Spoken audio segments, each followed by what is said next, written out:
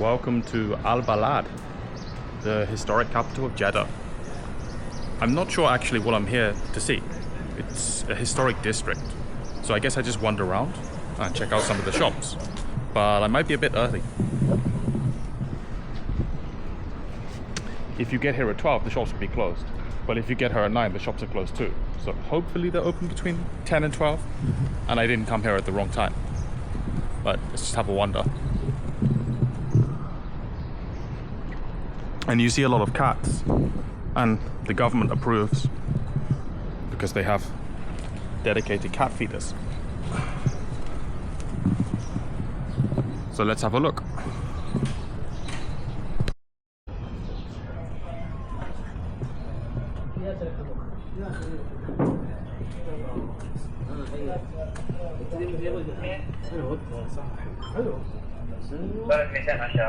So some of the places are more are newer than others. I mean, this one needs some work, right? And I guess they're doing that now. But it is nice to just kind of wander around. It doesn't have to be one famous thing. I mean, look. This just looks like Okay,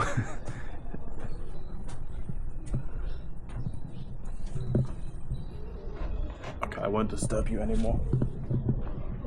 It's nice. I feel like you could shoot a music video here. I can't sing, but it does look like a nice place to have a coffee or something. Even if the shops aren't open. You can see I'm dressed like a tourist. Well, I am a tourist, but when I was in Medina, everybody's dressed in a traditional dress. So, you know, I feel like I can't dress like, you know, can't wear a Hawaiian shirt. This is not Hawaiian, I got it in Bali. But here in Jeddah, it's more, it feels more cosmopolitan, more international. And so, wear what you want. It's not such a problem here.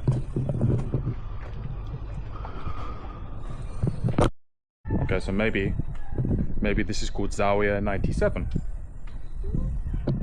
because it's located at a 97-degree angle from Jeddah to Mecca. Okay, let's walk down the street.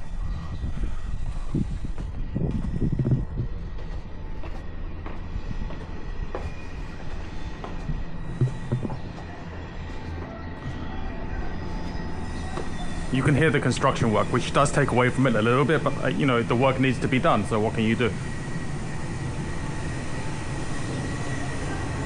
Wow. It's a wood turning or woodworking studio.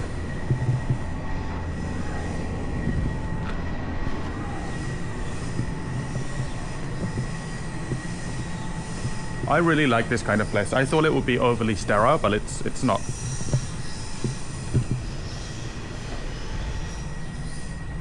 Cat's running away from me.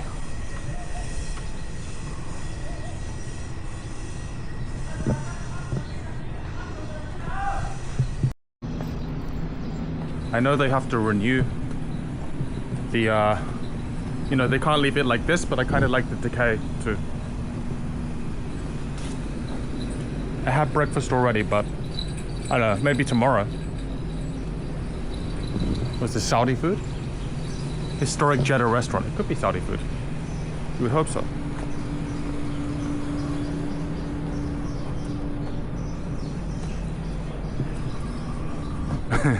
But it's interesting that they've added this for air conditioning.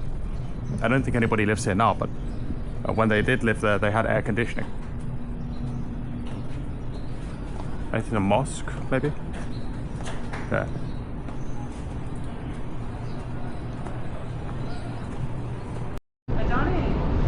I think with so many people lined up, I need to buy something from the shop because it must be good.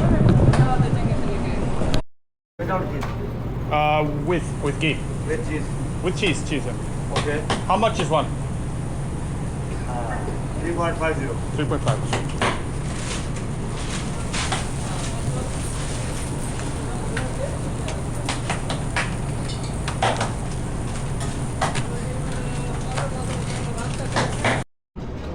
it's like wrapped up.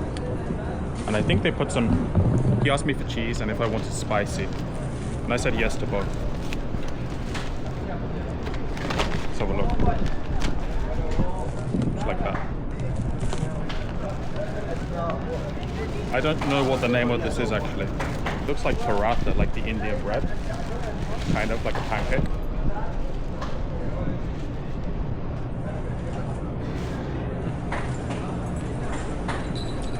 Yeah, it's a savory pancake, it's good.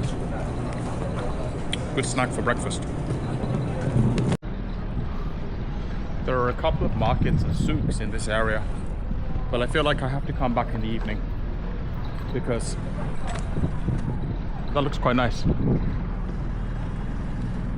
The buildings at the back, the tall buildings at the back, not so much, but it looks so nice. I might go over there, let's have a look.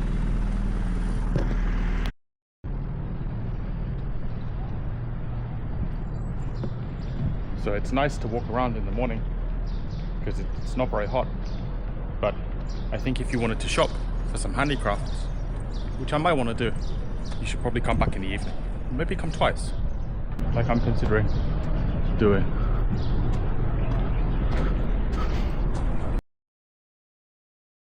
Last month I was in Busan and I was at the fish market. It's freezing cold. So let's see what the Saudi fish market is like. It's 11 o'clock, but apparently it's open till 10 at night, so hopefully they store stuff.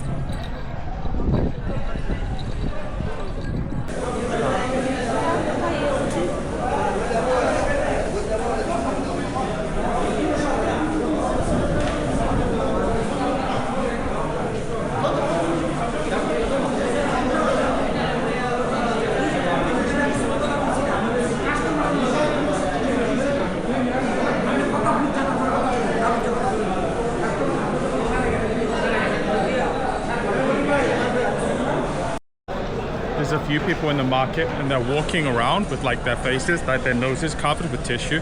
Like they don't like the fishy smell. Why are you in a fish market? I don't get it. It's some of the restaurants. And I think this is where they butcher your fish. Oh, you can't film here, so I'm gonna turn this off. I think they're building a market expansion, but it's a bit odd. Like they put the fish market of the future. Salam. And then you drive up in your Ferrari or in your Humvee to buy some fish. I think that's the concept. I'm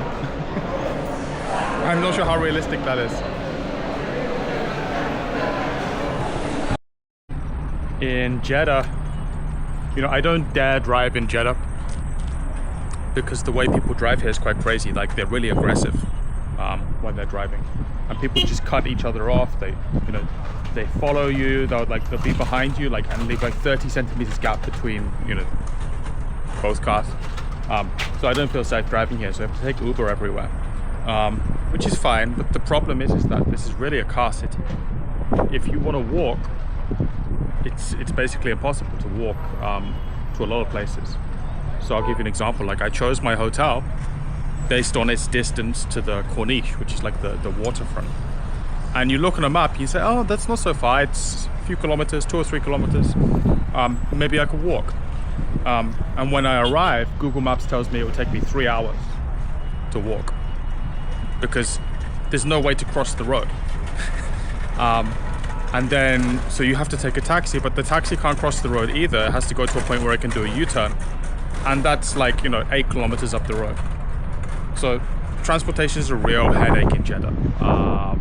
And there's no public transport. As far as I figured out, I didn't see any buses or subway or anything like that. So know where you want to go. Don't just go for a wander. Maybe in Al-Balad you could do it. The place this morning, you can have a wander. But other places, you have to have a clear idea where you're going and call a taxi. So I'm back at Al-Balad for the evening. It's much busier. For some reason, there's a lot of Indonesians. And a lot of shops with Indonesian written in the windows. I don't know why. Maybe it's Little Indonesia or something like that. But I just came from the Corniche. It's a good place for a run. But you know, apart from that, you know, having a picnic, there's not really much else to do there. It's a nice place to spend some time, but you know, I don't want to sit around there. So that's why I'm back in Al-Balad. Just to give you an example of what the driving is like here, my driver missed a turn. So there's a place where you're supposed to do a U-turn under the road, and my driver missed the U-turn. So he just reversed back through heavy traffic until he got back up to the place where he could make the U-turn. And it's super dangerous the way they drive here. And you just see it every day, but that's why I take taxis. You come in the evening, it's very, very different. All the shops are open, it's very busy. Lots of people shopping.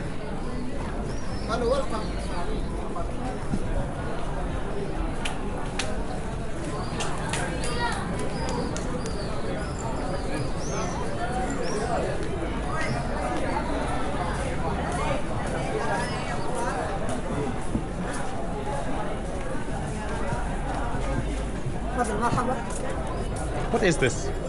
Perfume. This? Perfume. Ah, okay, perfume for burning. Hardcore.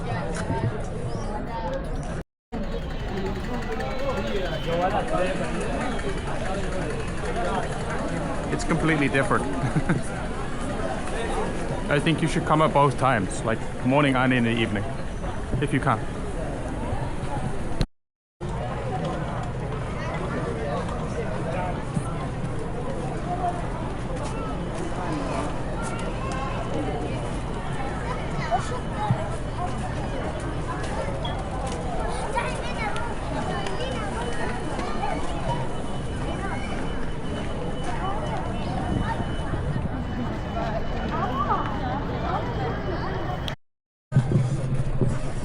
So you can take a tour of this mosque. Kind of see through the windows.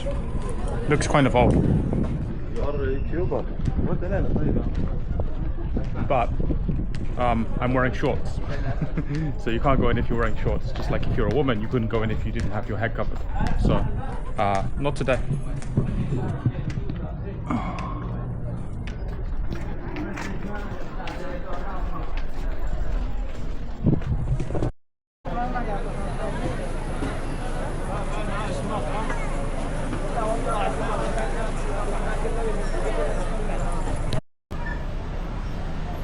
Yeah, so if you're going to come to Al-Balad, I think it's a good idea to come twice.